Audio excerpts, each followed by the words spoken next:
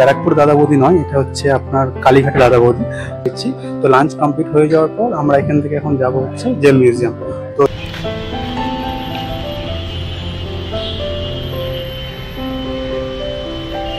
দাবি, তাদের শেষ ইচ্ছা কি রয়েছে, এগুলো তাদেরকে প্রশ্ন করা হতো।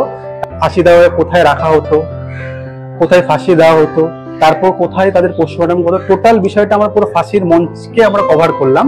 এটা থাকবে একটা পার্ট।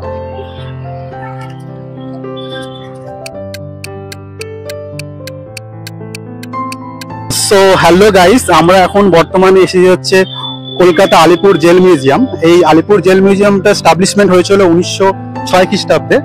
বর্তমানে এখন এটা সাধারণ মানুষের জন্য খুলে দেওয়া হয়েছে। তো এখানে এন্ট্রি ফ্রি হচ্ছে মাত্র 30 টাকা, তো পার হেড। তো তোমরা যারা চাইছো যে জেলের ভেতরটা কেমন হয়, এখন এখানে পুরোটাই মিউজিয়াম করে দিয়েছে। তো ভেতরটা অনেকটা সুন্দর, ভেতরে কি আছে, কেমন কি বৃত্তান্ত আছে, সমস্ত কিছু তোমাদেরকে আমি দেখাবো ভিডিওর মাধ্যমে। তোমরা অবশ্যই ভিডিওটা পুরোটা দেখো। ওকে, চলো আমরা ভিতরের দিকে, আমরা জেলের ভিতরে একবার যাই। এটা জেলের এন্ট্রি পয়েন্ট, এখান থেকে আমরা জেলের ভিতরটা ঢুকছি।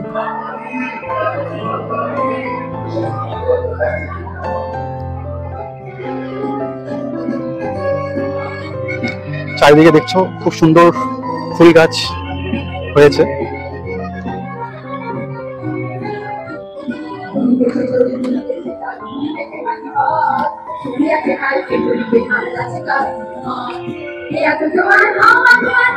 এখন আমরা জেলের মধ্যে প্রবেশ করেছি। এখানে দেখতে পাচ্ছ ওই সামনেটা যেটা রয়েছে সেটা হচ্ছে জেলের এন্ট্রি পয়েন্ট, আর এখানে আছে হচ্ছে একটা কফি হাউস। তো এই কফি হাউসে আমরা যাবো একটু পরে। তার আগে তোমাদের গেটের এন্ট্রি পয়েন্টটা মেইনলি দেখাচ্ছি, ঠিক আছে? এখানে একটা ছোট গার্ডেন করা রয়েছে, চারপাশে ছোট গার্ডেন করা রয়েছে এবং উপরে হচ্ছে কফি হাউস। তো আমরা আস্তে আস্তে ভেতর দিকে প্রবেশ করব, তার জন্য তোমাদের আগে ভিতরের ঢোকার যে এন্ট্রির মুখটা কেমন হয় সেটা তোমাদের আগে দেখিয়ে দিচ্ছি। ওকে, সো এটা হচ্ছে আলিপুর মিউজিয়ামের ম্যাপ। এখানে টোটাল তোমরা দেখতে পাচ্ছ 19খানা জায়গা রয়েছে, সেখানে আমরা যাব।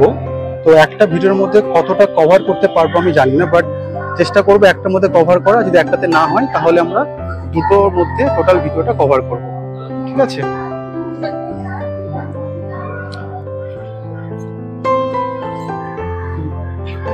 তো এখানে একটা চার্টবোর্ড রয়েছে, এখানে ভালো করে দেখতে পাচ্ছ। প্রথমে আমরা ফাঁসির মঞ্চে যাব, তারপর ওয়াচ টাওয়ার, তারপর হচ্ছে সেল 5 প্রদর্শনী কক্ষ। এই টোটাল কিছু জায়গা রয়েছে তোমরা দেখতে পাচ্ছ। এই জায়গাগুলো আস্তে আস্তে ঘুরবো।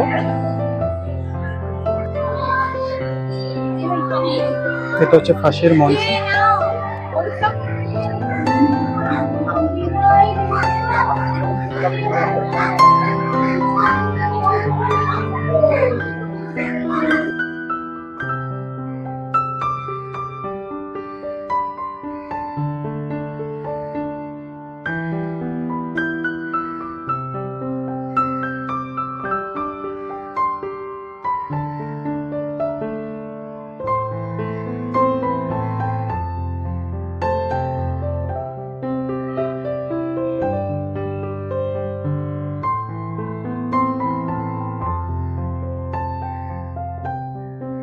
সো আমরা এখন রয়েছে হচ্ছে ফাঁসির মঞ্চের কাছে।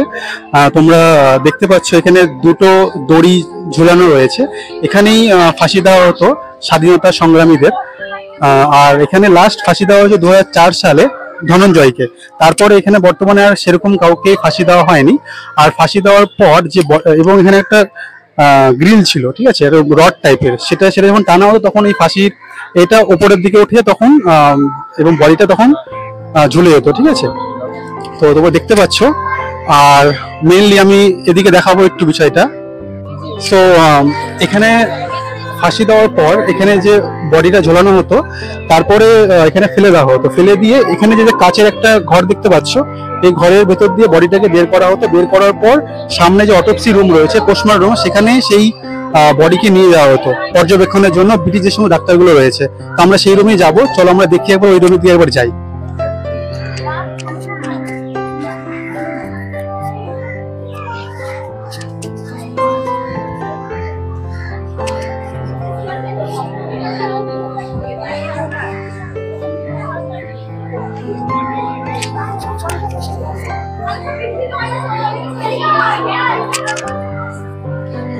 সো এটাই হচ্ছে অটোপসি রুম। এখানে যে সময় যাদেরকে ফাঁসি দেওয়া হতো, ফাঁসি দেওয়ার পর এই যে দুটো বড় বড় জায়গা দেখছো, এখানে তাদেরকে শুয়ে রাখা হতো। শুয়ে রাখার পর এখানে পর্যবেক্ষণ করা হতো যে সেই যে কয়েদিরা তারা মরেছে কি মরেনি। যে না মরতো তাদেরকে হাতের শিরা এবং পায়ের শিরা কেটে দেওয়া হতো, এবং কাটার পর নিচে দেখতে পাচ্ছ একটা নল রয়েছে। এখানের মধ্যে যে সমস্ত ব্লাড গুলো বেরোতো তাদের শরীর দিয়ে, সেটা এর মধ্যে দিয়ে বাইরে চলে যেত। ওকে, তো এই ছিল একটা ভয়ানক একটা জায়গা, তোমরা দেখতে পাচ্ছ। তো কথাগুলো তোমাদের আমি বলছি, বলার পর কিন্তু তোমার গায়ে লিটারালি কাটা হয়ে যাচ্ছে, মানে এত একটা ভয়ঙ্কর একটা পরিস্থিতির মধ্যে তারা গেছিল। সো আমরা আরো দেখবো কত কত সালে কারা কারা এখানে ফাঁসি দিত, সেই জায়গাটা আমরা দেখবো। সামনে তারা লিস্ট করা আছে, সেই লিস্টটা দেখবো, চলো এটা দেখ।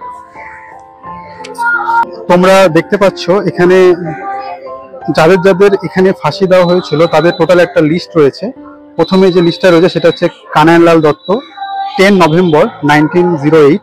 তারপর সত্যেন্দ্রনাথ বসু, বীরেন্দ্রনাথ দত্তগুপ্ত। হ্যাঁ, এই টোটাল একটা লিস্ট রয়েছে, এখানেই ফাঁসি দেওয়া হয়েছিল। আর বিশেষ করে আর একটা জিনিস বলবো, যে এখানে যাদেরকে ফাঁসি দেওয়া হতো, দেখে অপোজিটে কিছু একটা রুম রয়েছে দোতলায়। তো দোতলায় এই রুমটা রয়েছে, দোতলায় রুমের মধ্যে কিছু কিছু কয়েদি তারা দেখতে পেত যে তাদের বন্ধুদের এখানে ফাঁসি দেওয়া হচ্ছে।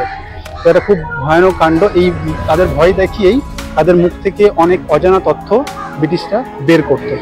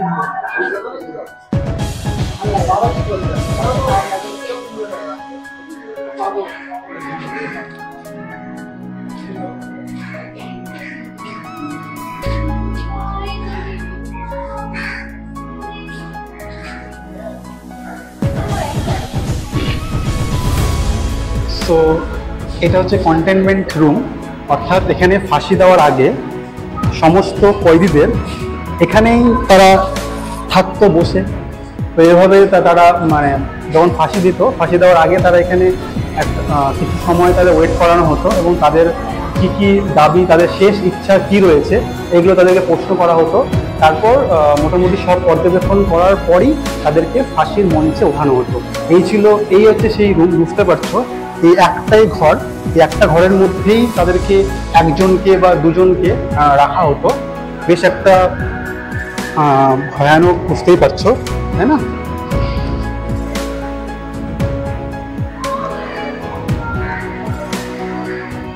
ছবিগুলো দেখতে পাচ্ছ, খুব সুন্দরভাবে জায়গাটা ডেকোরেট করা হয়েছে।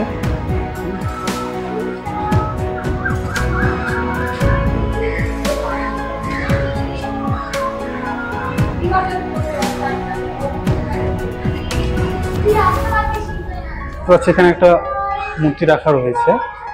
আই থিঙ্ক এটা হয়তো যতীন দাসের মূর্তি হবে, কারণ তাকে যেহেতু শেষবার এখানে ফাঁসি দেওয়া হয়েছিল, তাকে এই রুমটাতেই তাকে রাখা হয়েছিল শেষবারের মতো। তো এরা এখানে একটা দামি পুতুলের মতো রেখেছে, ঠিক আছে? তো এখানে দেখছো এইভাবে কয়েদিদের রাখা হতো, একটা জায়গায় রাখা হতো, এখানে তারা থাকতো, ঘুমোতো, এবং পাশে দেখছো তারা বাথরুম পায়খানা সব এখানেই করতো, ঠিক আছে? এ হচ্ছে টোটাল জায়গাটা, এরিয়াটা। আমরা এখন দেখলাম হচ্ছে ফাঁসির মঞ্চের আশেপাশে টোটাল জায়গাটা, যে তাদেরকে ফাঁসি দেওয়া কোথায় রাখা হতো, কোথায় ফাঁসি দেওয়া হতো, তারপর কোথায় তাদের পোস্টমর্টম হতো। টোটাল বিষয়টা আমরা পুরো ফাঁসির মঞ্চকে আমরা কভার করলাম।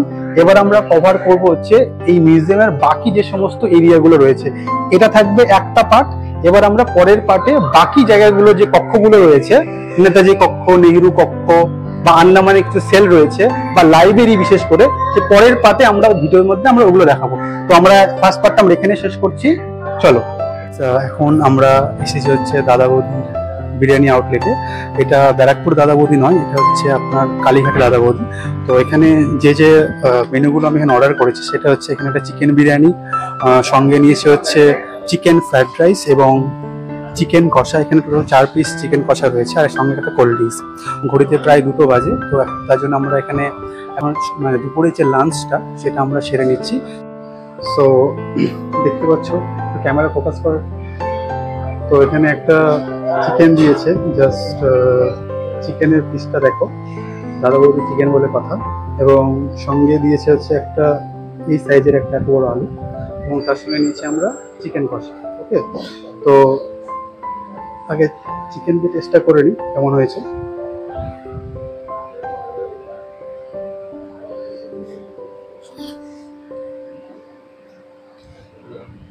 মোটামুটি খুবই ভালো। তো এখন একটা চিকেনের লেগ দিয়ে এখন চিকেনের গ্রেভির সঙ্গে বিরিয়ানি টেস্ট করে দেখবো কেমন হয়েছে।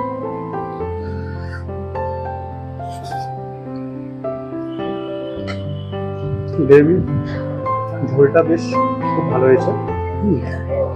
তো ভেরি গুড।